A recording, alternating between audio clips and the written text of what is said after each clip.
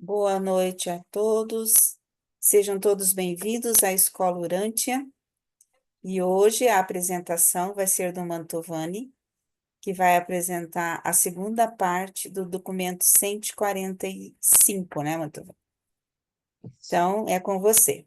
Obrigada. Obrigada, Lilian. Boa noite a todos da Escola Urântia e boa noite a você também, futuro estudante do livro de Urântia no Brasil. Nós iniciamos a semana passada com a primeira parte do documento 145, os 4 memoráveis dias em Cafarnaum. E hoje a gente pretende dar cabo à apresentação, né, com a parte 2. E como nós adiantamos bastante na semana anterior, na semana passada, sobrou só 2 tópicos para a gente considerar hoje. E como foi até um pouco densa, passou um pouco do horário, eu acredito que a gente possa até eh, fazer algumas considerações sobre alguém que queira fazer algum comentário, né? A partir da seção 3, né, desse documento 145, que trata do dia mais, é, o importante, não vou dizer importante, mas o dia que é, fez jus a esse título de memorável, que foi a cura de 683 pessoas, né, entre homens, mulheres e crianças, lá no, em frente à casa, o casarão do Zebedeu, localizada em Betsaida, que é um vilarejo pertencente a Cafarnaum. Então, sobraram esses 2 tópicos, né? A noite seguinte, quer dizer, a noite desse sábado, né? Até o amanhecer de domingo e depois do domingo cedo. Então, eu vou fazer também um breve retrospecto do que foi falado semana passada. É,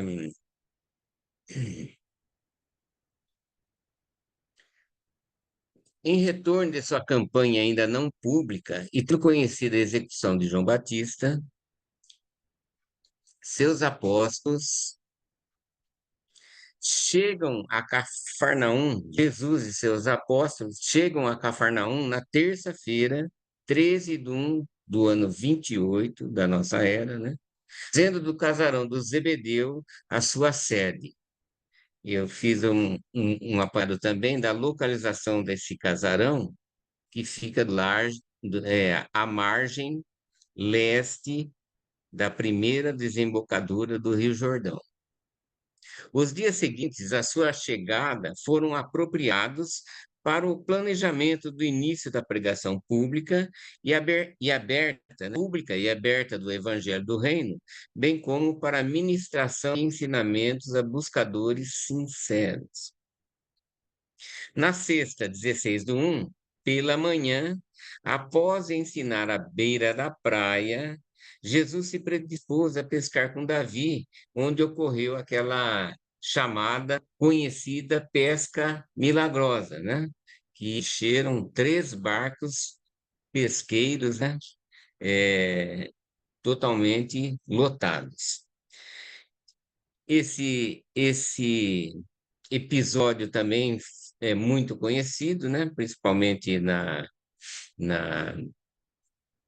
o que transmitido pela Bíblia, só que não foi exatamente como está previsto na Bíblia, porque foi por puro conhecimento e experiência do mestre que estava junto lá com os pescadores, né? Que passaram a noite inteira lançando as suas redes, mas de uma maneira não frutífera, né? Não pescaram nada. E assim que o mestre falou que se predispôs a, a dar mais uma jogada de rede, fazer um arrastão, como diz no livro. Aí, então, fala, mas é o mestre que está dizendo, vamos tentar mais uma vez. E assim aconteceu que, né, lotaram três grandes barcos. Nos, na sexta-feira, pela manhã, já ocorreu. é, Desculpa, é, estou repetindo. No sábado, né? No dia 17 de janeiro, no serviço da tarde na sinagoga, Jesus pregou sobre a vontade do Pai no céu, e também Pedro também tinha pregado, e André, na noite anterior, também havia ensinado sobre o novo caminho. Isso eu coloquei também como destaque, porque é, de cara, assim, e como André foi o primeiro discípulo a ser convidado para o grupo apostólico, Jesus já sabia que ele já tinha uma certa predisposição em falar com o público, né? Se ele pregou lá no templo e Pedro, seu irmão, também o fez, quer dizer, já partiram de pelo menos duas pessoas do grupo apostólico que tinham alguma noção de pregação.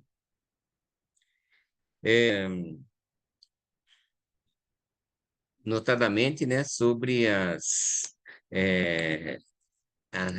crença judaica até aquele momento.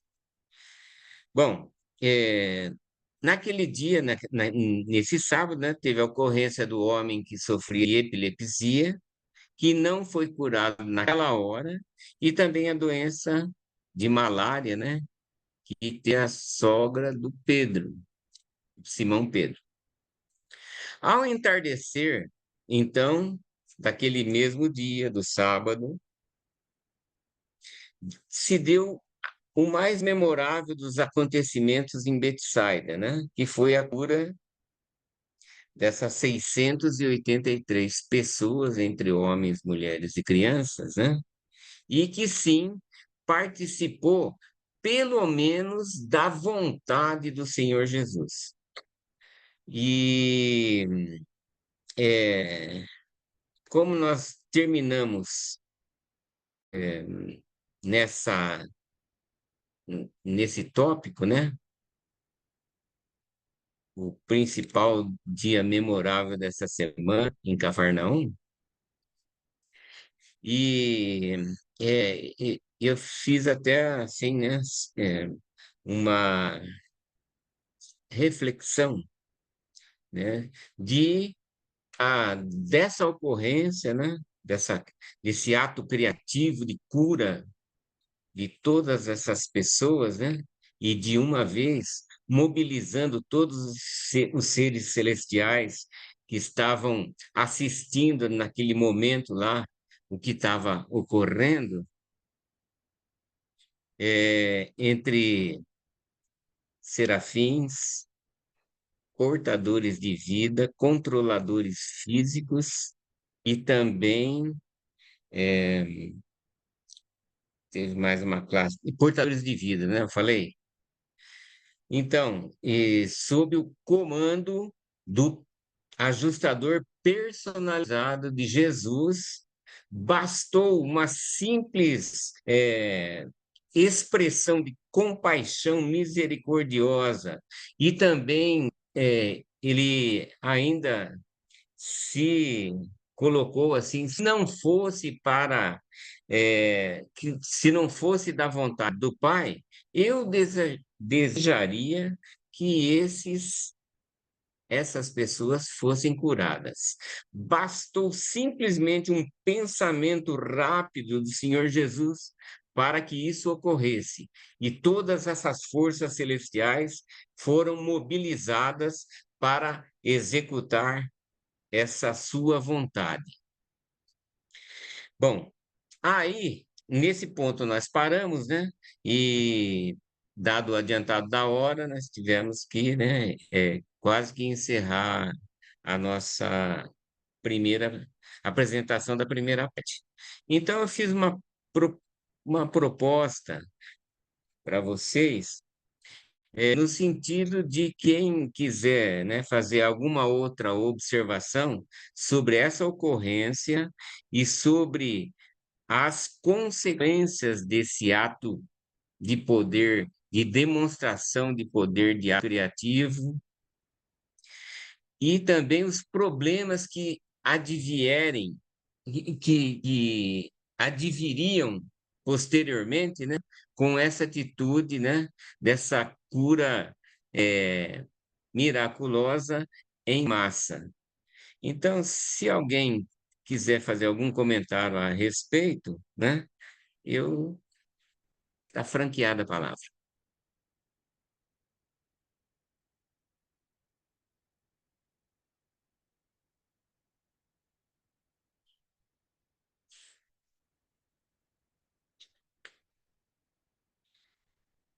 Eu tenho também um pensamento. Estão me ouvindo bem, né, gente? Sim, Desculpe perguntar. sim, sim. Ah, tá bom. Sim. Desculpa, viu? É, eu tenho um entendimento sobre isso, né? Que o livro de Urântia, né? Desde aquela reunião que houve em Salvington, né? Com toda a corte do soberano do universo local, com as suas redações, com a presença do União dos Dias, o Emanuel de Salvington, embaixador da Trindade, com todas as suas recomendações e principalmente, né, centrava nessa parte também. E não utilizar dos seus poderes de filho criador, quase ilimitados, né, como diz o livro de Urântia, para dessa maneira, né, tentar atrair é, o, todos as pessoas, né, para a sua pregação, né, do Evangelho do Reino. Ou seja, seria como se fosse, né, abusar de sua capacidade, de todo o seu poderio, né, para tentar influenciar a mente dos humanos. Então já partiu com essa prerrogativa, né, de não fazer isso. Mas só que, segundo também, né, o que é, o, o Caio, se não me engano, abordou, e o nosso superuniverso, né, conduzido por amor e misericórdia, e o amor do Pai e a misericórdia centrado no Filho, era uma condição, até é, um pré-requisito, né, dos filhos criadores. E esse pré-requisito foi demonstrado mais uma vez, ou talvez não foi só essa, né? Mas de uma maneira tão abundante, tão, é, tão larga, né? Assim, nessa cura dessas 683 pessoas. Mesmo sabendo das recomendações, mas ele fez é, essa exceção, né? Se não for da vontade do meu pai, só que seria da vontade do pai, inclusive está no livro, né? Que até o pai, né? Se fosse alguma coisa completamente contrária é, à mensagem principal que ele veio abordar aqui em Urântia, ele também não iria, né, deixar ocorrer, né? Mas isso nos dá a interpretação de que também era vontade do Pai. E a gente fica imaginando também, se não fosse também é, essas demonstrações, né, de poder, de ato criativo, e eu até adiantei também, né, que principalmente culminada pela ressurreição do Senhor Jesus, eu acho que também não sei o que seria do cristianismo hoje é, presente nos nossos dias. Fiz um apanhado agora há pouco, né? Que o cristianismo é a principal religião é, é, no planeta hoje, né? Com cerca de 30% de adeptos, né? Considerando todas as religiões, né? Que consideram Deus nosso Pai e também Jesus Cristo como seu Filho. Bom, é, seguido também pelo islamismo, né, que já está na base de 20%, hinduísmo com 16%, não religiosos com 15% e ou demais, né, até formarem as pessoas segundo um levantamento de 2015, se não me engano.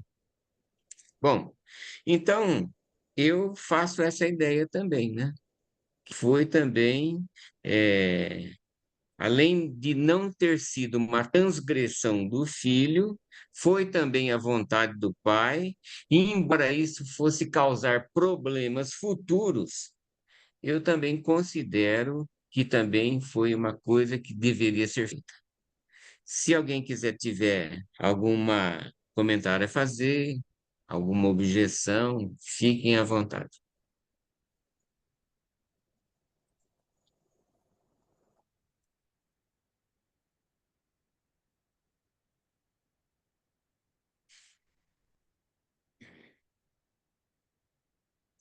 Se não, a gente começa.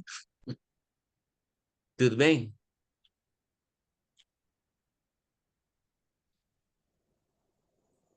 Tudo bem. Tudo bem, gente? Pode ser? Alguma coisa, Lilian? Não, sim, pode continuar. Obrigada. Tá bom. É que eu não estou vendo vocês, dá a impressão que é, às vezes eu posso até sair do ar. Vamos lá, então.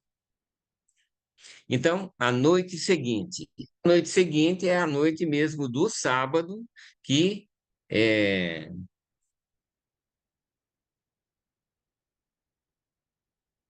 iniciou-se o sábado no pôr do sol da sexta-feira e terminou na é, no pôr do sol mesmo, né? Após o pôr do sol do sábado. E tem mais um tanto, né, de 6 horas a partir teoricamente, né, a partir do pôr do sol do sábado até o início da manhã do domingo. Então, esses dois tópicos restantes só vai abordar sobre esse um dia praticamente, né? Após o entardecer do sábado, o sábado à noite e o domingo de manhã, ok? Vamos lá.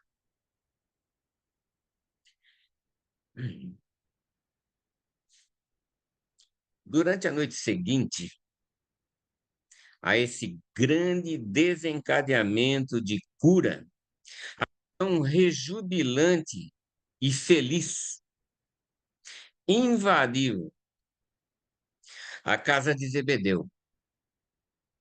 E os apóstolos de Jesus foram levados ao clímax mais alto, né? O clímax já é o ponto culminante, né?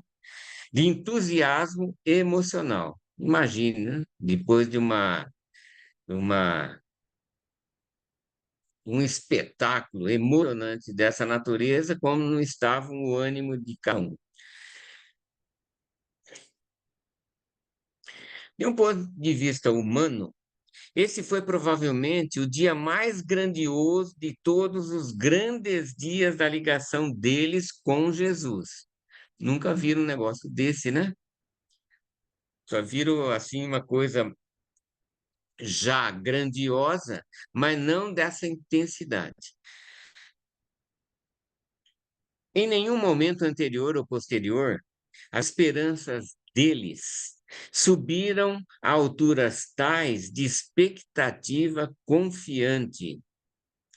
Jesus havia dito a eles, poucos dias antes, que, quando eles estavam ainda dentro das fronteiras da Samaria, que era chegada a hora em que o reino seria proclamado em poder.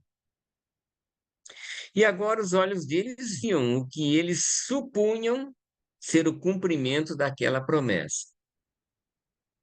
Eles estavam emocionados com a visão do que devia vir. Se essa assombrosa manifestação de poder, de cura, fosse apenas o começo. O que não viria depois, né? Porque eles ainda não haviam se lançado publicamente. As suas dúvidas pendentes sobre a divindade de Jesus foram banidas. Eles estavam literalmente intoxicados pelo êxtase de um encantamento estupefaciente. Essa palavra parece que ficou meio esquisita, não é, gente? Mas esse é o sentido de ser um encantamento assombroso, um encantamento que deixou todo mundo perplexo, inclusive o Senhor Jesus.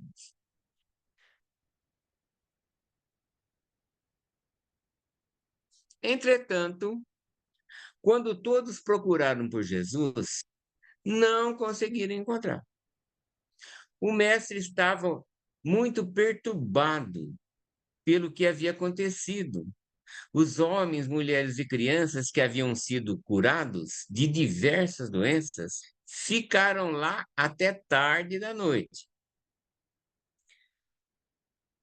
esperando pelo retorno de Jesus, né, para que lhe pudessem agradecer. A gente imagina, né, de tudo quanto é tipo de doença, de aflição, de perturbação que esse povo estava carregando, e chega de uma vez só curar todos eles. Imagina como deve ter sido a euforia desse povo, né? E o agradecimento também, né? E cada um vivendo a sua enfermidade, né? Sabe lá de quanto tempo, né? De todo o tipo de idade, só tinha que ter mesmo, ficar até lá o Senhor aparecer de volta. Bom, os apóstolos não conseguiam entender a conduta do mestre, pois as horas passavam e ele permanecia em reclusão. Na verdade, era reclusão, né? Se fosse reclusão, ele estaria lá no casarão do Zebedeu. Ele realmente se foi lá para entrar em comunhão com o Pai. E a gente já sabe mais ou menos para onde ele foi, né? Porque próximo lá de Betsaida já tem a proximidade de uma área montanhosa, né? Que é o início lá da, do, do Hermon, Monte Hermon. Deve começar por lá, né? A gente crê. Bom, quando Jesus retornou para junto deles, já era tarde da noite. E o Senhor também já foi, já saiu, né? Porque ele mesmo ficou surpreso, simplesmente por uma questão, né, de compaixão misericordiosa. Aconteceu tudo aquilo, né? Embora com a aquiescência do Pai. Isso é um ponto importante, né? Porque Jesus sempre fazia isso, né? Se não for contra a vontade do Pai, que seja feito. Então já era tarde da noite e praticamente todos os beneficiários do episódio da cura haviam ido para as próprias casas. Jesus não aceitou as congratulações e a adoração dos 12 e dos outros que haviam ficado para cumprimentá-lo. Não aceitou, dizendo apenas: rejubilai, não porque meu Pai seja poderoso para curar o corpo, que se somente tratou, né, pelo que a gente vê, somente de males físicos, né? E sim porque ele é poderoso para salvar a alma. Vamos descansar, pois amanhã deveremos cuidar dos assuntos do Pai. Se alguém quiser fazer alguma consideração durante essa apresentação, tudo bem, viu? E, de novo, esses 12 homens se desataram, perplexos e de corações entristecidos. Foram para seu descanso. Poucos deles, afora os gêmeos, dormiram bem naquela noite. Mal o mestre fazia alguma coisa para encorajar as almas e alegrar os corações dos seus apóstolos, e já parecia imediatamente despedaçar. Olha o termo que o livro de Urântia é, é, coloca, né?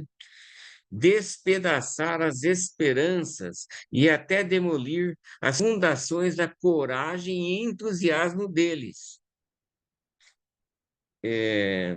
Quando esses pescadores perplexos se olharam nos olhos um dos outros, saiu um pensamento natural na maneira de ver. Por que que o mestre não está aqui? Nós não podemos compreendê-lo. O que pode significar tudo isso? Alguém gostaria de fazer alguma colocação?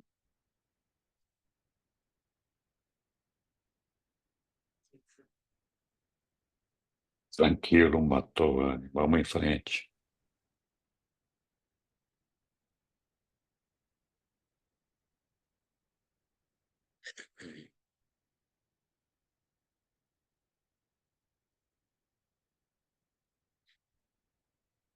Continuemos, então?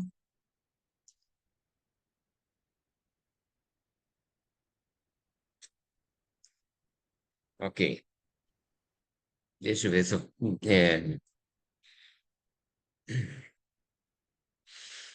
eu acho que no tópico seguinte, a gente também pode até retroceder um pouco, porque aconteceu tudo na mesma noite, né? Então vamos lá. No domingo cedo, o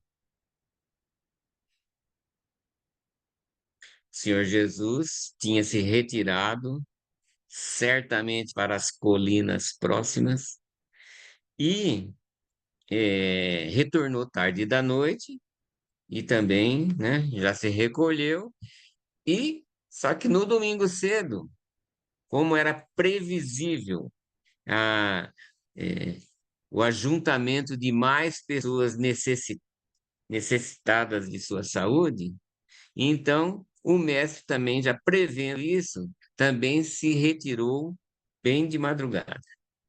Vamos lá?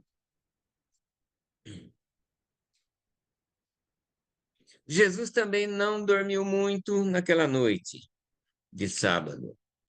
Ele havia compreendido que o mundo estava cheio de infortúnios físicos e sobrecarregado de dificuldades materiais, e previu o grande perigo que seria forçar-se a devotar tanto do seu tempo a cuidar de doentes e aflitos, e que a ministração das coisas físicas podia acabar interferindo na sua missão de estabelecer o reino espiritual nos corações dos homens, né?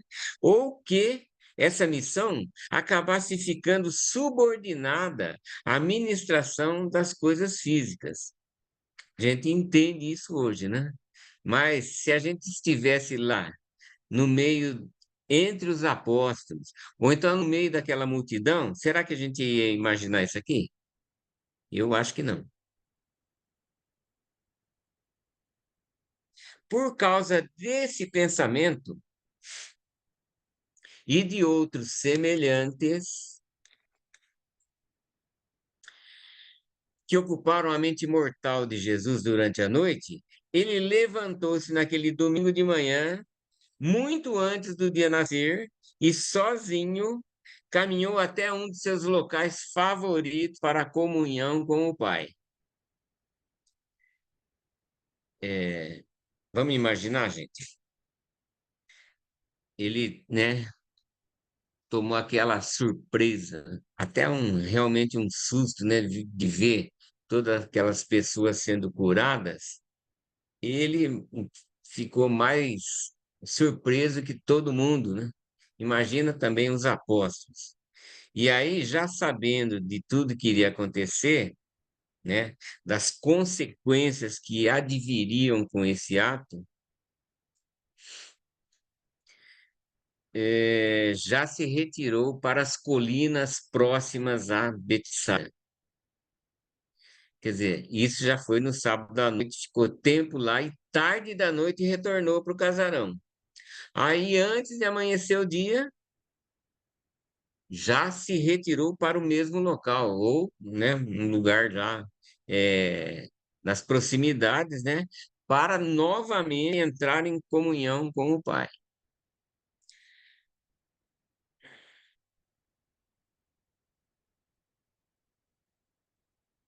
Os temas da oração de Jesus nessa manhã, bem cedo, foram a sabedoria e o julgamento, para que conseguisse poder evitar que a sua compaixão humana e junto à sua misericórdia divina exercesse um apelo tal para ele, diante da presença do sofrimento mortal, que todo o seu tempo acabasse sendo ocupado com a ministração física, em detrimento da espiritual. Eu acho, né, bastante pertinente essa preocupação, apesar de ser o Senhor Jesus, na sua forma humana também, né? Mas ele demonstra aqui que tinha grande parte, né, de sentimentos humanos também, né? E preocupação, de saber como é que vai ser o futuro, e a principal missão dele, como é que ele iria cumprir. Agora todo mundo viria atrás dele só para isso. Ou, né, digamos que a maioria viesse só para se livre, né, dos seus males, das suas enfermidades. Embora ele não desejasse evitar de todo a ministração aos doentes, porque ele continuou fazendo isso, ele sabia que devia também se dedicar a fazer o trabalho mais importante, obviamente, né? Para isso que ele veio, de ensinamento espiritual e de aperfeiçoamento religioso.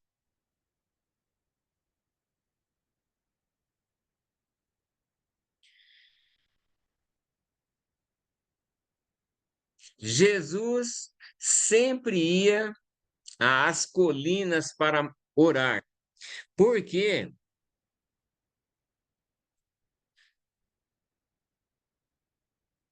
por ali, né, no casarão do Zebedeu, não havia quartos onde pudesse ficar isolado na sua devoção pessoal. Provavelmente devia haver um quarto assim, só para ele. Mas tem algum sossego? Tem alguma condição de entrar em comunhão com o Pai? Um monte de gente lá na frente pedindo a sua presença, né? Quase impossível.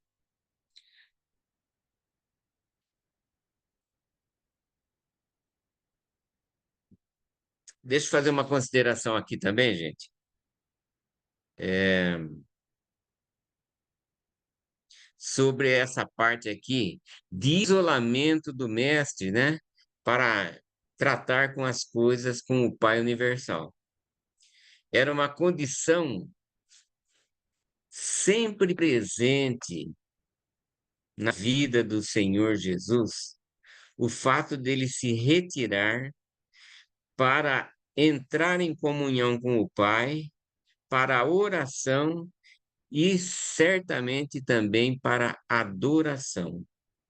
Isso eu tenho, é, desde que a gente tomou conhecimento, né, da relação, como uma das maiores dicas, né? Dicas, maiores exemplos que Jesus deu para entrar em comunhão com o Pai. Agora a gente imagina, né? Naquela época, ele fazia isso, né? Para ir sozinho se retirar de dia, de noite, madrugada, chovendo, fazer sol, frio, para se retirar e entrar em comunhão com o Pai. Se a gente for transpor essa atitude do Senhor Jesus para os nossos dias, né? Olha como a gente está.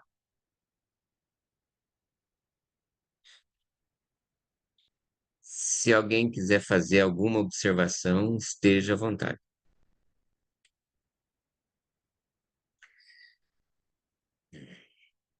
Roberto levantou a mão, hein? Opa, obrigado, Henrique. Pois não. Boa noite, Montalvani. Boa noite, pessoal.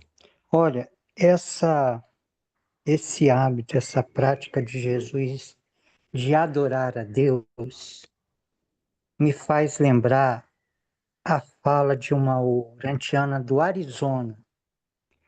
Ela diz assim: adorar e servir. Adorar a Deus e servir os seres humanos. Isso é o evangelho do amor de Jesus.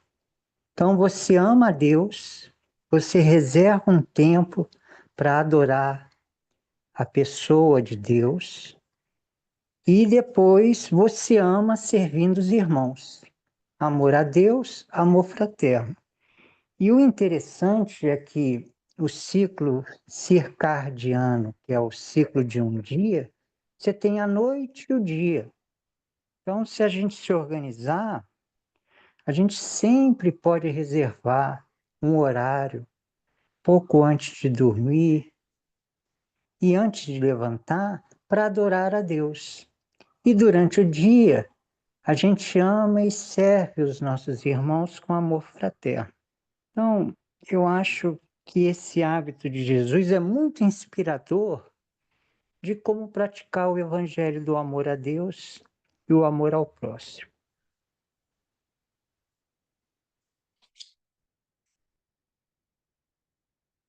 Ok, Roberto, obrigado. Mais alguém?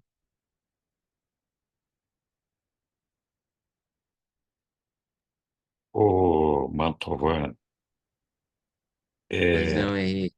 eu queria fazer um pouquinho, algum comentário sobre essa questão de Jesus procurar evitar de concentrar o seu trabalho nas curas materiais, nos problemas materiais dos homens.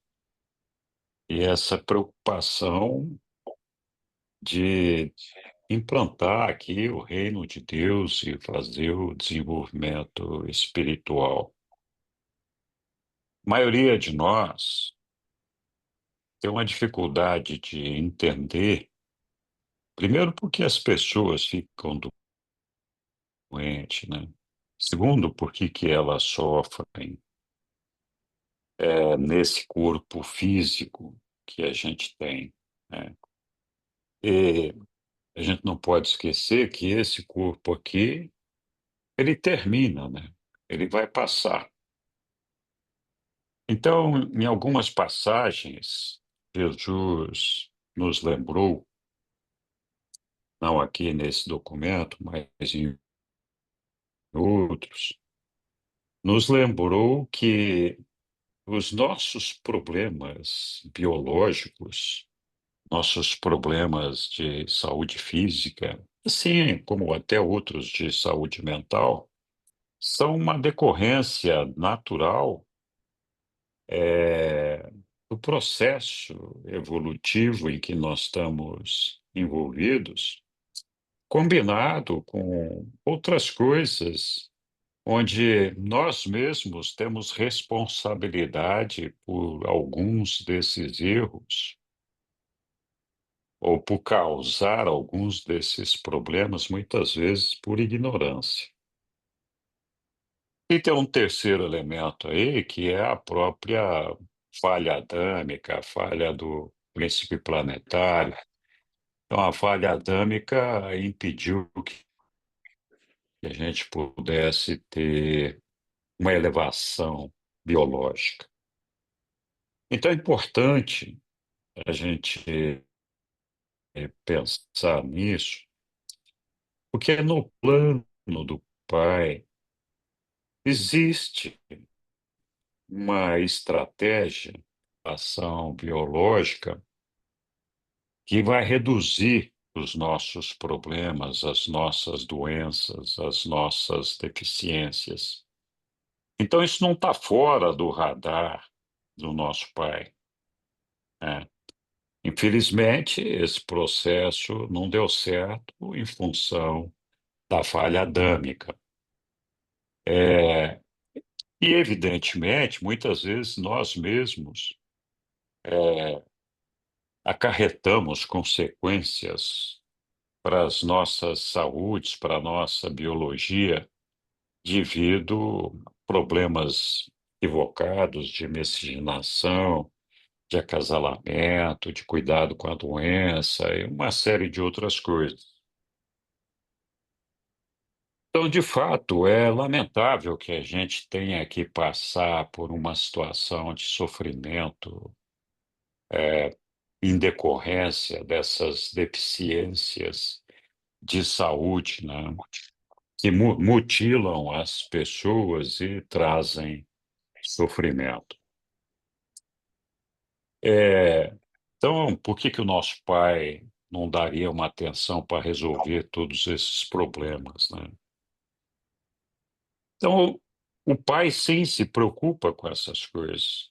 Aí que eles colocaram Adão e Eva aqui para ajudar a resolver esse problema, além de outras iniciativas para tentar melhorar. Mas a gente sempre tem que lembrar que essa situação que nós temos no nosso corpo físico é uma situação temporária, provisória, que sim pode nos impingir um sofrimento, mas a cura dessas doenças, a cura dessas mazelas, não assegura a nossa eternidade. Em contrapartida, a elevação espiritual, propósito de Jesus, de sua vinda aqui entre nós, de dedicar essa atenção especial para promover o reino de Deus e fazer com que todos os homens alcancem essa elevação espiritual, é também um processo de cura, porque todos nós, então, recapitulando, algumas pessoas têm doenças físicas, mas não todas. Agora, todos nós, sem exceção, não tem ninguém que escape disso. Precisa de ajuda para construir a sua alma, que não está construída. E muitos de nós temos graves doenças espirituais. Então, a cura dessas doenças espirituais, construção da alma, é que assegura a nossa eternidade. Então, nós temos que pensar, quando Jesus toma uma decisão desse tipo, que não estava fundamentada só por causa disso, né? Na verdade, há outras razões, mas que, sim, ele se afligia com o nosso sofrimento, mas ele se afligia muito mais com a possibilidade de que nós não ressuscitássemos quando nós morrêssemos, que nós não entrássemos no reino de Deus. Então, eu fiquei aqui me coçando para trazer esse assunto aí para a gente fazer essa reflexão, né? a cura que Jesus traçou como um objetivo para todos nós afeta toda a humanidade, e não só alguns poucos infelizes doentes fisicamente. Então, toda a humanidade pode ser beneficiada pela cura proposta por Jesus para conquistar a eternidade e a elevação espiritual. Então, esse sentido de prioridade, esse sentido de direção, de compadecimento, de compaixão por todos os mortais, ele tem que ser mais bem entendido nessa direção. Muitas vezes o pessoal fica falando, né, mas por que Deus deixa a gente ficar sofrendo assim? Ah, porque isso é temporário. E não é responsabilidade, não foi Deus que nos deu essas mazelas que nós temos. Elas são uma consequência natural da nossa evolução, dos nossos erros e de uma porção de outras coisas. Mas não foi Deus que desceu, você, Zezinho, está condenado a ficar com o braço torto. Ele não fez isso, né? Então é bom a gente fazer uma reflexão sobre essa questão aí, tentando considerar o propósito maior de Jesus, que não foi de curar as 683 homens, mulheres e crianças, que ele fez muito bem ali com o consentimento do pai dele, mas o propósito dele é de salvar, de curar toda a humanidade. Toda a humanidade. Não da mazela física, mas das mazelas da alma. Então, esse era o propósito. Desculpa, eu falei demais. A Isabela está com a mão levantada ali, já está até roxa, de tanto tempo que faz que a mão dela está levantada ali, esperando para falar. Obrigado, Mantovani. Obrigado, Henrique. Pois não, Isabela. De jeito nenhum, Henrique. Eu estava me deliciando com a sua fala, só que você me provocou com a sua fala. É a intenção. É, Essa é a intenção. então, para mim, a doença, inclusive eu trabalho com isso, eu uso algumas ferramentas, e os resultados que eu vejo na clínica condiz com o que eu vou falar. A doença é um alerta. A doença é uma solução. A doença é o que é que está faltando em mim que eu não aceito, ou que eu não quero aceitar ou incluir em mim mesmo. Então, o sofrimento, ele é um sinal de que eu estou saindo do caminho ou que eu vou cair, sair fora da BR, por exemplo. Então, se a gente não tivesse esse alerta, a gente continuaria fazendo e fazendo sem saber se eu estou alinhada, adequada à fonte ou não. É como se eu andasse num fio de nylon, e me apoiando, e de repente eu vou pendendo mais para a direita ou para a esquerda por algum motivo, algum sentimento, algum pensamento, e isso, para mim, chama-se doença, problemas. O problema é a própria solução. Nele está a resposta. E eu acho que isso faz parte desse jogo nessa dimensão, porque nós estamos numa dimensão de polaridade, consequência, ação e reação, vibração. Então, isso faz parte, para poder trazer, chamar atenção para a nossa consciência. E o milagre, Jesus, assim, para mim, no meu coração, ele não, ele não queria fazer o milagre porque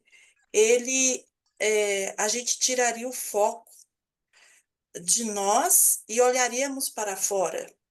Alguém fora fez algo e eu tiraria o foco de olhar para dentro de mim. e que levaria a minha conexão comigo e com Deus, e a minha consciência. Eu sinto que ele evitava de fazer isso para não trazer o foco para fora, para as pessoas não olharem para fora. E ele o tempo inteiro dizia: olhem para dentro, olhem para dentro.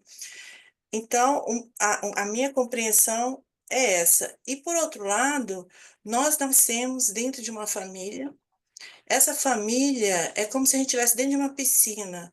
Ela traz culturas, regras, normas, princípios. Estamos dentro de uma sociedade que a gente escuta o dia inteiro televisão, o dia inteiro TV, e com informações agressivas, violentas, mentirosas, principalmente as crianças. Tá tendo uma epidemia de obesidade de criança comendo lixo, veneno, e as próprias mães dando, elas não estão sabendo que elas estão envenenando seus filhos. Então, assim, a mídia, a indústria, a tecnologia tá fazendo isso conosco, e a gente não está percebendo isso. Tanto que as mães estão envenenando seus filhos, mãe dando mamadeira de Coca-Cola para criança de meses. Hoje eu vi uma criança de 6 meses obesa. Então, assim, nós não percebemos que nós estamos dentro de uma gaiola, repetindo, repetindo, repetindo, repetindo, e passa para os filhos. E essa mãe, a mãe dela falou isso para ela, e ela está passando para os filhos. Então, como diz, né? Se eu não tenho consciência, o meu destino está traçado, eu só vou repetir, repetir, repetir, repetir. Então, não é fácil você compreender a si mesmo. E Jesus provocava muito isso. É uma luta você com você mesmo. É uma guerra, é uma luta feroz que você pode até surtar dependendo da prova. Obrigada. Ok, Isabela. Obrigado a você. Obrigado, Henrique, também. Se alguém mais quiser fazer algum comentário, mesmo do tópico anterior, tudo bem.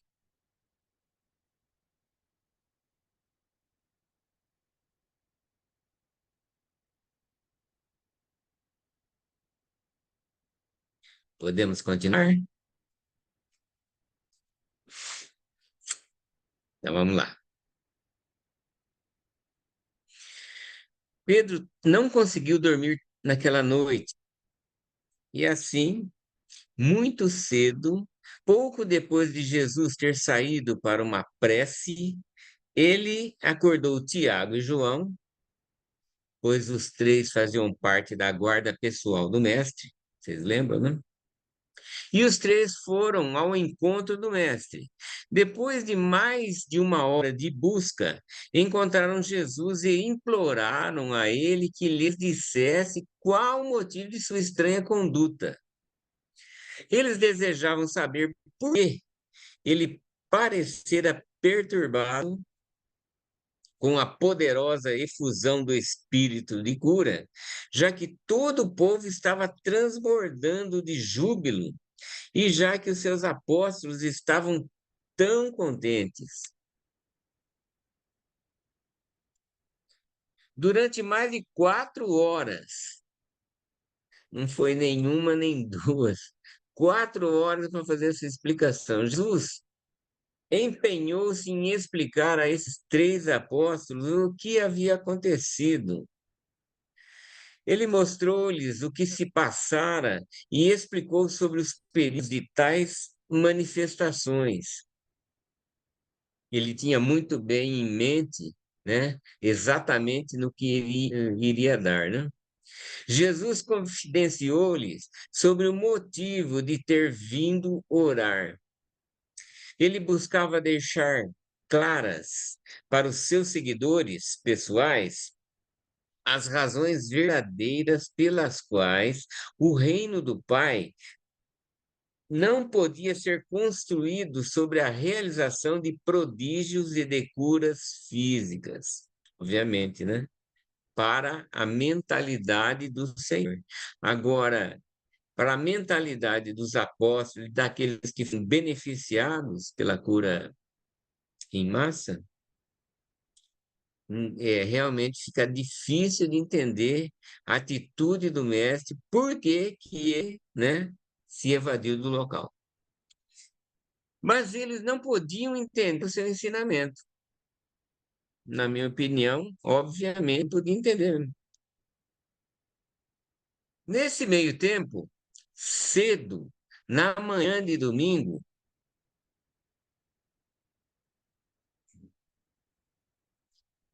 outras multidões de almas aflitas e muitos curiosos começaram a juntar-se perto da casa do Zebedeu. Imagina, né? Da noite anterior aconteceu o que aconteceu e a notícia voa, chamou mais atenção de né, curiosos e também, provavelmente, de outros termos. Então, muitos curiosos começaram a juntar-se perto da casa de Zebedeu, clamavam para ver Jesus. André e os apóstolos estavam tão perplexos que, enquanto Simão, Zete, né, falava para a multidão, André, com vários dos condiscípulos, foi procurar Jesus. Quando André localizou Jesus, em companhia dos três, né, Pedro, Tiago e João, ele disse: Mestre, por que nos deixa sozinhos com a multidão? Vê, todos os homens te procuram. Nunca antes tantos estiveram buscando os teus ensinamentos. Não é bem assim, né? Não foi bem os ensinamentos. E mesmo agora, a casa está cercada daqueles que vieram de perto e de longe, por causa das tuas obras poderosas. Tu não irás conosco para ministrar a eles? Olha a resposta do mestre. Ao ouvir isso, Jesus respondeu: André, eu ensinei a ti e a esses outros que a minha missão na terra é a revelação do Pai, e que a minha mensagem é a proclamação do reino do céu. Como, pois, queres desviar-me da minha obra para a gratificação dos curiosos e para a satisfação daqueles que andam atrás de sinais e prodígios? Não estivemos junto a esse povo durante todos esses meses? E eles não se atropelaram nas multidões para ouvir sobre as boas novas do reino? Por que agora eles nos assediam? Não seria por causa da cura dos seus corpos físicos, mais do que para receber a verdade espiritual da salvação das suas almas?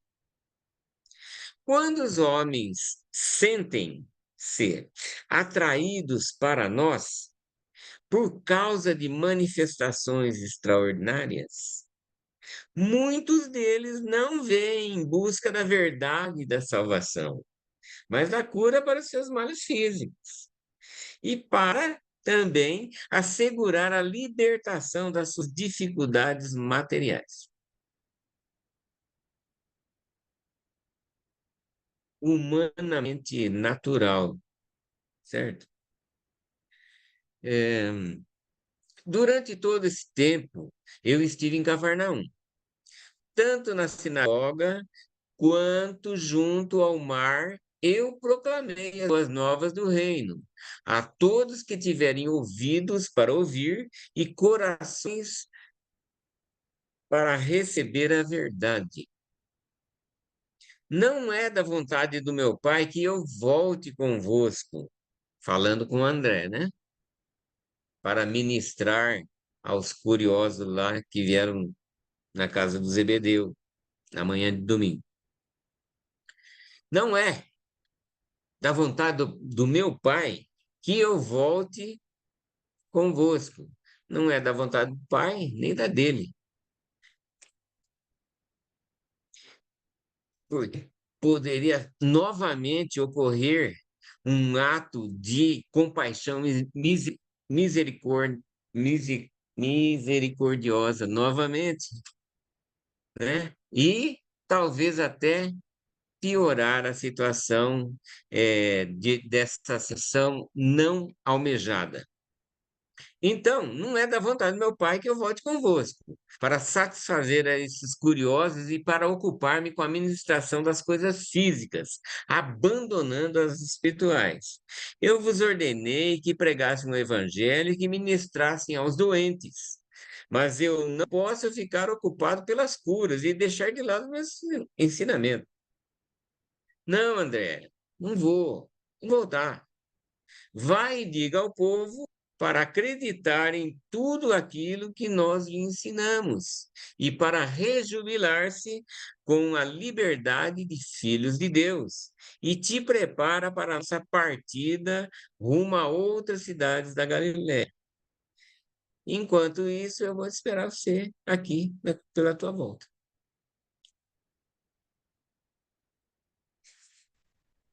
Quando Jesus acabou de falar, André e os seus companheiros apóstolos partiram tristemente de volta para casa de Zebedeu, do casarão. Dispersaram a multidão reunida e rapidamente aprontaram-se para a viagem, como Jesus havia mandado. E assim, na tarde de domingo, 18 de janeiro do ano 28 depois de Cristo, Jesus, tendo chegado, né, na terça-feira da mesma semana, dia 13 de janeiro, e já, né, ficaram um tempo fora e já de volta, né, partiram para a sua pregação aberta e pública. Então, Jesus e os apóstolos partiram para a sua primeira campanha de pregações realmente públicas e abertas, nas cidades da Galiléia, primeiramente, né? Nessa primeira viagem, eles pregaram o evangelho do reino em muitas cidades, mas não visitaram Nazaré.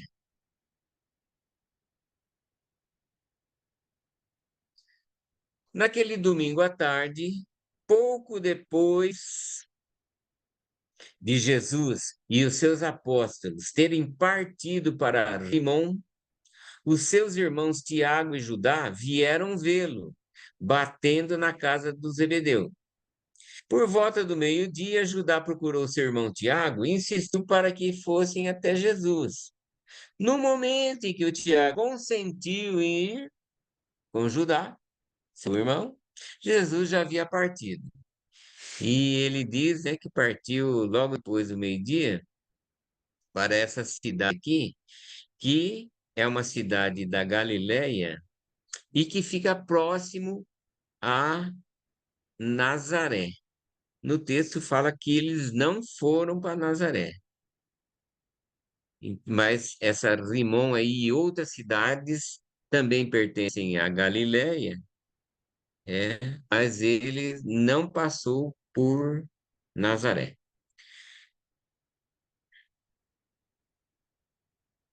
Os apóstolos detestaram, olha o termo, né?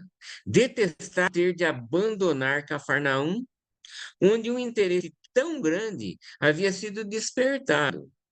Pedro calculava que nada menos que 1.000 crentes poderiam ter sido batizados para o reino. Jesus ouviu-os pacientemente, mas não consentiu em voltar.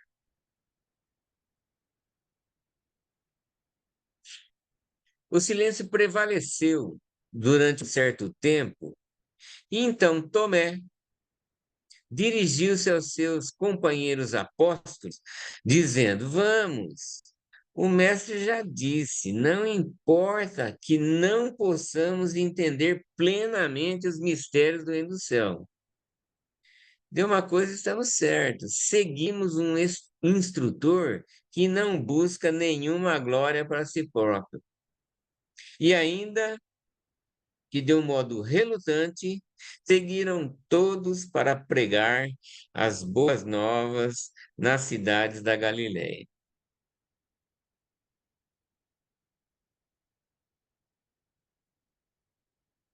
eu acho que é o fim. Muito obrigado, gente. Obrigada. Obrigado, Mantovani. Obrigada.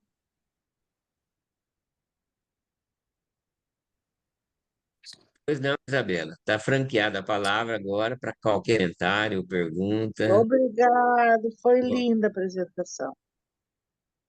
Obrigado. Eu tenho uma curiosidade, Pois não.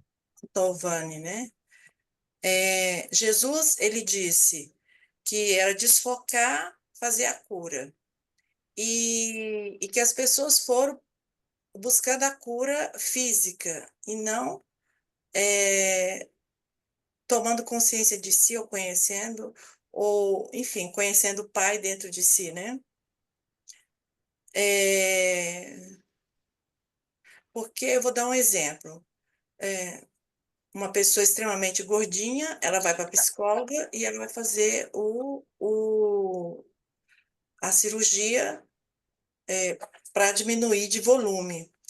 E eu tenho pessoas na minha família que fizeram tudo isso e voltou na mesma condição, porque a questão é interna.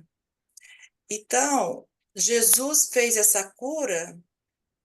Será que essas pessoas que estavam buscando só a cura física, o normal é a doença voltar, né? Então, assim, os remédios, elas camuflam a doença. Se está num joelho, você põe o remédio, arruma o joelho, mas dentro o seu ser vai dar esse alerta, vai buscar outro joelho. Se você põe um remédio no outro joelho, vai no pé, até você danificar o corpo todo ou você tomar consciência. Então, assim, a minha curiosidade é, ele fez esse milagre com essas pessoas que não tinham, só buscavam o interesse ali do imediatismo e dessa doença ter retornado. Eu acho que Urântia, eu não li isso em Urântia. Eu não sei se eu entendi errado. Ou nem, Também parece que nem... o livro não dá maiores detalhes, né, sobre o que aconteceu depois com essas pessoas. Mas creio eu que como foi mobilizada toda aquela corte celestial, né, de portadores de vida, é, controladores físicos, tubim, serafins e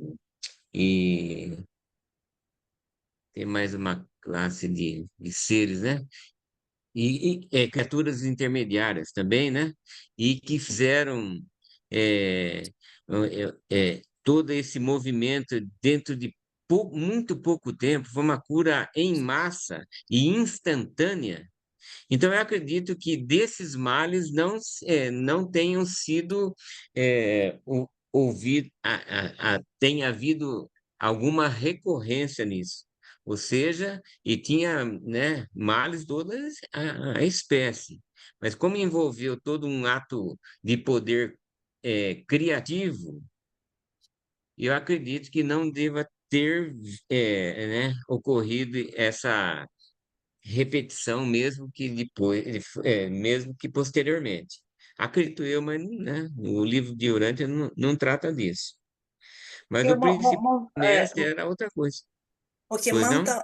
Mantovani, mesmo E, eles vendo ele fazer o milagre, eles condenaram.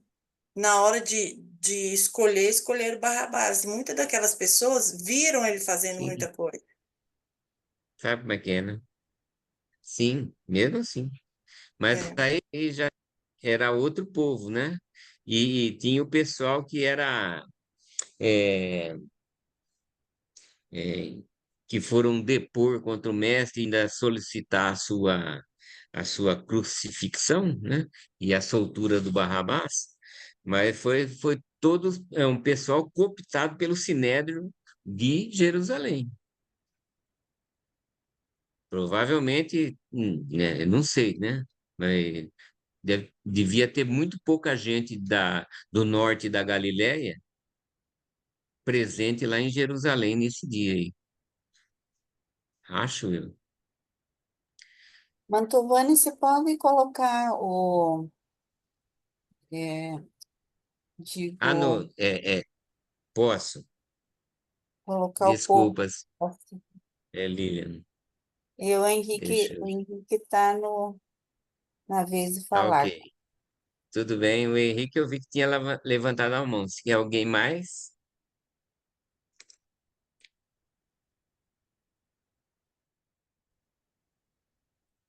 Ah, eu tinha levantado a mão, mas acho que você resolveu a questão ali.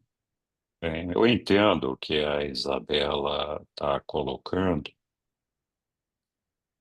É, sim, muitas doenças são reincidentes e, lógico, são resultado de nossas ações. Mas acho que não era o caso ali. Então, por exemplo, o sujeito chega ali cego, curou a cegueira não voltou. Chegou manco, curou aquele problema que causava essa manca e não voltou. Chegou na cama, ficou em pé, não voltou a ficar de cama. Então, assim, de fato, tem algumas doenças que são decorrentes, mas eu acho, embora o livro não especifique ali, são pessoas que a vida toda, desde que nasceram, ou próximo disso, carregaram problemas físicos que na época eram irreversíveis, né? Assim como a gente tem hoje algumas doenças que não tem como curar, né? A cegueira não tem cura ainda. Doenças autoimunes, tem algumas delas que não tem cura, não tem o que fazer, né? Elas vão e voltam, não tem o que fazer. Então, eu entendo o que a Isabela falou, mas ali naquele processo de cura, daquele entardecer ali, eu suponho que a maior parte das pessoas que foram curadas eram pessoas que realmente tinham problemas físicos, que não tinha possibilidade de cura. Alguns, muitos talvez já tinham nascido daquela forma, né? Então é isso.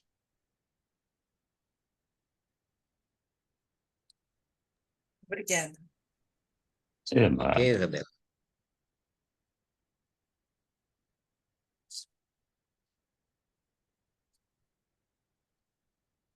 Mais alguém? Eu penso também que havia, como essas pessoas foram curadas, não foram todas, né? Porque tinha 1.000 e foram 683 curadas, né? Tinha mais ou menos 1.000 na multidão. E Isso, Estavam porque eram ajudando. pessoas que alguns eram levavam os acompanhantes, é. outros. É, Mas isso, Os isso todos aí. os acompanhantes. doentes Os foram doentes curados? todos foram curados, sim. Todos? Ah, tá. Uhum. Eu pensei Porque o que que não não foi eram todos. curado eram acompanhantes. Ah, tá. Então, eu acredito que essas pessoas elas tinham a possibilidade de, porque Deus não ia fazer alguma coisa que não ia contribuir para a vida espiritual dessa pessoa também, né? Então, penso que todos tinham a possibilidade de, elevação espiritual. Não tiveram porque fizeram essa escolha. Possibilidade há, né? Mas fizeram a escolha de não ter. Mas acredito que a cura foi, foi total.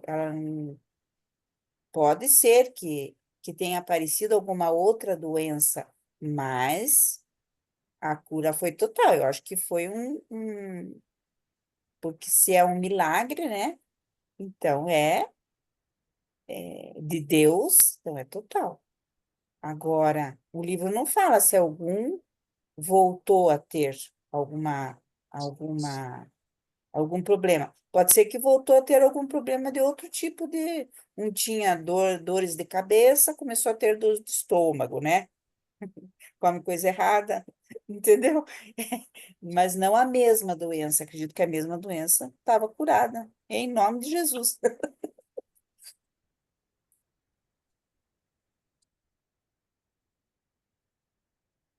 Roberto, Roberto? Olha, eu, Eu quero falar um pouco a respeito da cura, da vida, da saúde, a minha interpretação do que eu creio que acontece.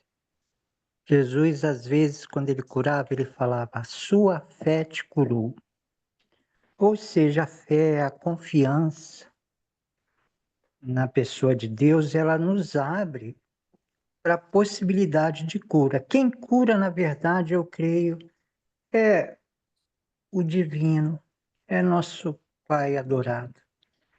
E eu creio que o ajustador do pensamento, eu faço essa hipótese, que ele é de vida absoluta, ele é feito de monota, a energia viva de Deus, o Pai universal. E o nosso próprio ajustador, ele tem poder para nos vivificar e nos curar. Isso é uma hipótese que eu estou fazendo. Mas há outras afirmações no livro de Urântia, tem uma no documento 42 que diz assim: a base do universo é material, mas a essência da vida é espírito. Se a cura é a vivificação do ser, e se a essência da vida é espírito, então eu creio que se a gente se centrar, se identificar com o espírito da vida no coração da nossa alma, mente e corpo, a cura vai vir.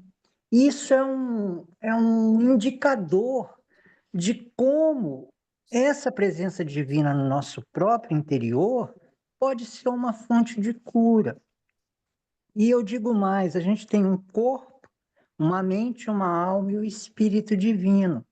Mas se a gente recebe o espírito divino no centro da alma, da mente, do corpo, cura tudo. Se a gente só tem uma cura do corpo material, pode ser que a nossa mente, nosso sistema de crenças, nossa alma, ainda fique em falta. E o sintoma do que falta pode voltar. Agora, se a gente vai direto na fonte da vida e da cura, que é a presença divina em nossa alma, mente e corpo, aí é total. Isso que eu estou falando pode servir de estímulo para a gente buscar essa presença divina que o livro de Urântia chama de ajustador do pensamento, e eu posso mostrar em vários pontos do livro que esse ajustador é energia pura, é espírito puro, é vida absoluta. Eu creio que se a gente se identificar 100%, a gente cura de todos os mares, de dentro para fora. Ok, Roberto. Obrigado.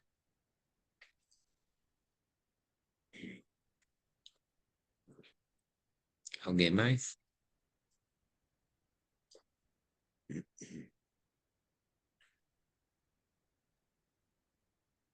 O Não, Roberto apenas. falou o que eu pensei, Ah, que A Liane ia é, falar. eu nunca falo, né? Na verdade, o Roberto falou bem certinho. A tua fé te salvou, a tua fé te curou. E a gente tem visto ultimamente que tem acontecido muito isso dentro dos relacionamentos de amigos e tudo. A tua fé te salvou. E eu acho isso muito bonito, porque não é só uma coisa, a coisa material, é também a evolução espiritual. Eu tenho presenciado poucas coisas, mas eu tenho escutado, tenho visto. Então, a tua fé te salvou. Obrigado.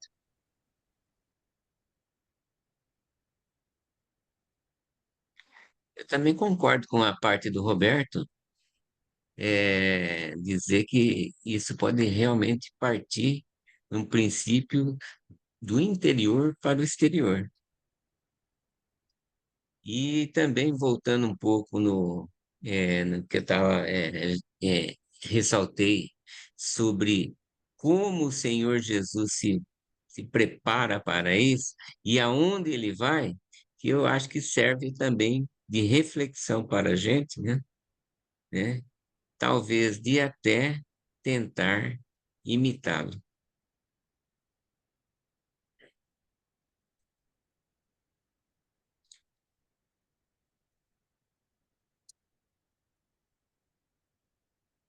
Pois não, Sidney?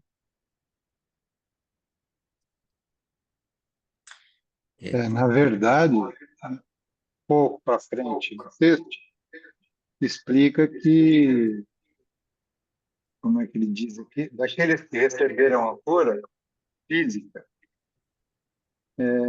não obteve um benefício espiritual de modo permanente dessa manifestação.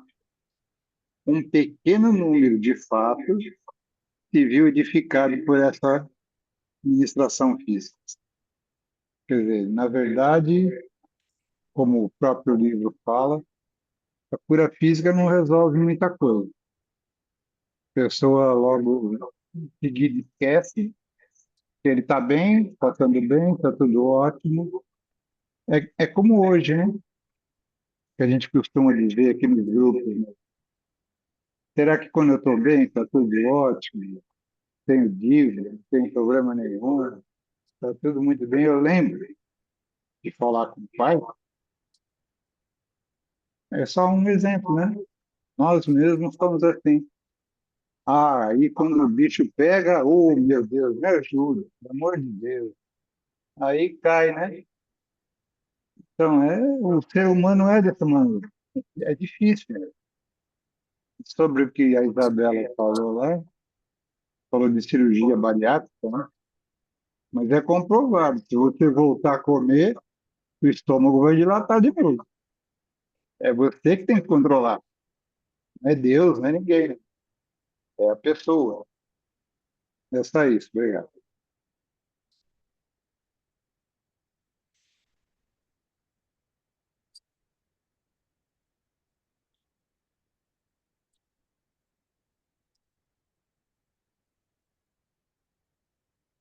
Tudo bem, gente? Vamos ao Mais sorteio? alguém?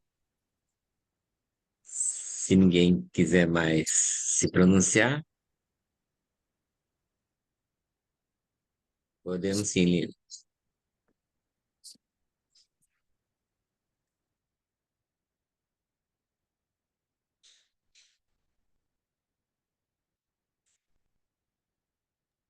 Pode fazer?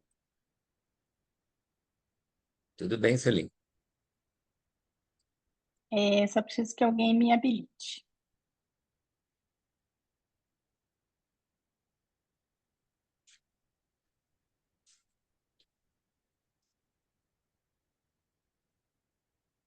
Tem que ser o Neemias hoje. Neemias, pode habilitar a Sueli?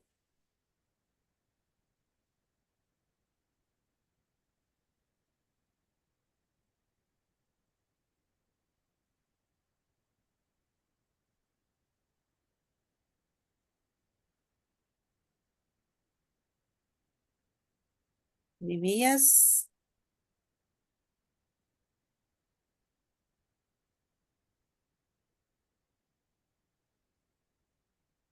Não sei se o Neemias está na sala.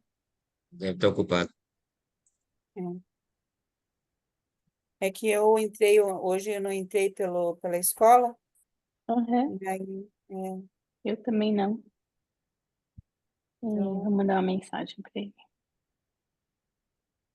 A Su faz o sorteio aí, fala quem ganhou, tudo bem. A gente confia é nela. verdade, Vocês é, confiam, pessoal?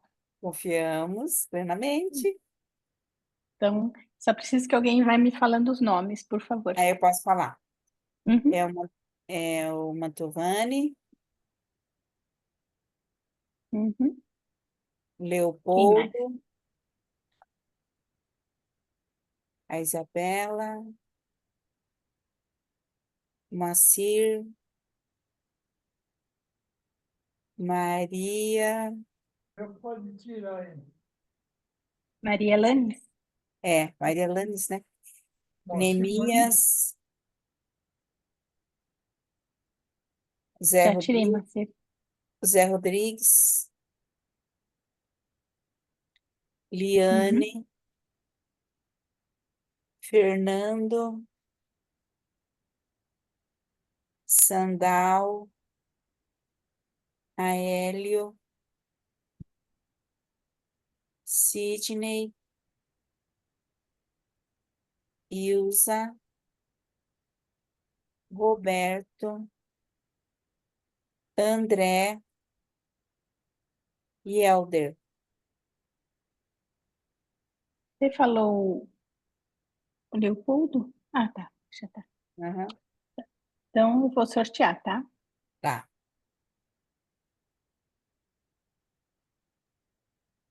Fernando. Fernando, parabéns, Fernando. Fernando. Eu vou tirar uma foto e vou pôr lá no grupo Parabéns. da escola. Parabéns, Fernando. Parabéns. Tem aí um livro para dar de presente para quem você quiser. Isso. Isso. Sueli, você já mandou o livro? Eu vou mandar amanhã ou na sexta-feira. Não, então espera aí, que eu vou te dar o endereço. É um amigo meu que ganhou esse livro, na realidade. Ah, então Ele, você passa o endereço dele e ele me manda pediu direto. ele me pediu um dia antes e eu Aham. fui sorteado no dia seguinte.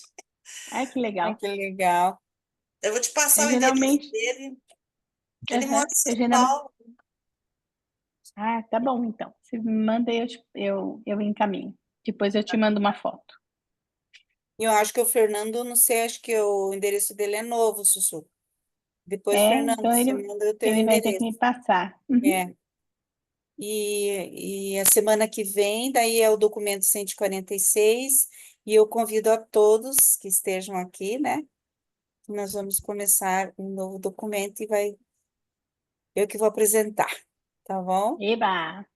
Vamos Muito bom, aguardar. estaremos lá. Muito bem. Boa noite, pessoal. Boa noite, um Então, Obrigado. abraço a Fernando, depois você me todos. manda no Boa WhatsApp o seu noite, boa endereço, noite. por favor. Novo endereço, ok. Boa noite. Boa noite a todos. Obrigada Obrigado. pela participação de todos. Boa noite a todos, Obrigada. obrigado. Boa Um noite. abraço. Tchau, tchau. Boa noite. Boa noite a todos. Parabéns, Mantovani. Obrigado, Sueli. Muito E bom, boa noite a Matheus. todos também. Parabéns, Até. muito E Boa até a noite. semana que vem, se Deus quiser. Até. Amém. Valeu, Montavani. Boa noite, pessoal. Boa Boa noite. noite. Roberto.